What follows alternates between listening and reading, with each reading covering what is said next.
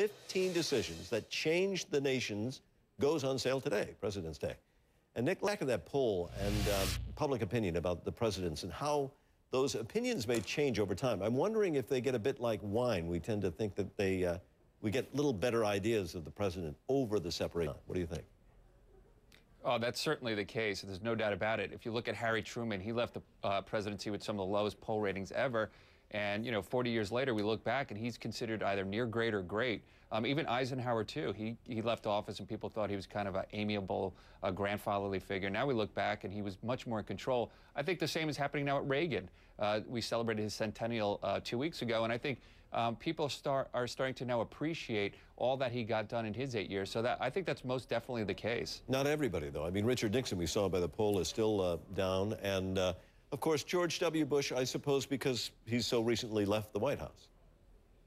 Yeah, I mean, with Richard Nixon, it's a unique circumstance. Watergate, after he died in '94, there was a little bit of revisionism, and people are starting to warm up to him. But with the release of the Watergate tapes, that's just absolutely hurt his image, and he can't seem to get away from that. I think with George H.W. Bush, you're right. It's, it's only been a couple of years now. It'll take at least 20 years before we start to look at some of the memoirs and confidential papers and other remembrances to see if there was something different than what we remembered.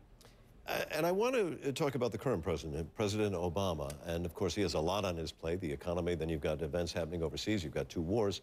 And is there any other president in recent time that has faced this kind of turmoil, both overseas and at home? Well, certainly Franklin Roosevelt had the economy as well as a 2-front war. I mean, that was, a big situation. But I think Ronald Reagan would be an interesting comparison. He had the recession of '81 and '82. He also had the Cold War. It was at its coldest in the early '80s, and he took on Soviet communism. I write about it in my book, The Evil Empire Speech. So I think, if you look at Obama right now with the economy, and as Ed Henry mentioned before, he's being distracted by all these situations overseas. It reminds me a little bit of Reagan during the '81, '82, '83 years. And your book, I mean, it isn't just to remind us of the tough decisions that these presidents had to make. There's actually examples here that we can sort of apply, whether it's to our own personal lives at home or whether it's in our business, right? Yeah, I mean, there's great leadership principles. We think about leadership from a business perspective or sports, but we should think about the presidency as well. It's a great institution to study. It's transparent, it's stressful, and we score it every 4 years. Some of the behaviors in this book that I track, being decisive. Harry Truman was decisive in firing MacArthur. Even Gerald Ford was decisive in pardoning Nixon. Evolving your thought over time. Abraham Lincoln evolved into the Emancipation Proclamation. He was flexible in his thinking. And ultimately staying on message. Again, Ed Henry mentioned before the White House is frustrated with being unable to stay on message. But a lot of the great presidents, Woodrow Wilson, FDR, and Lend-Lease, they had a message and they told it over and over and over again. I think those are good leadership principles for all of us to remember in our daily lives. We tend to think that the president has all these people telling or giving advice. But in the end, it's the president that makes the decision, and in many cases by himself, right?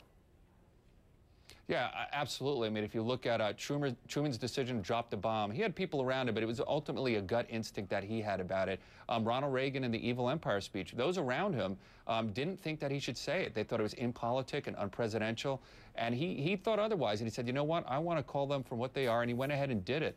A lot of times, some of the momentous decisions in this country were closely held decisions. It wasn't a lot of focus grouping and testing. It was rather, what does my instincts tell me about it, and I'm going to go ahead and do it. All right, we got to get out of here because of time constraints, but I want you to tell me, who's your favorite president, real quick?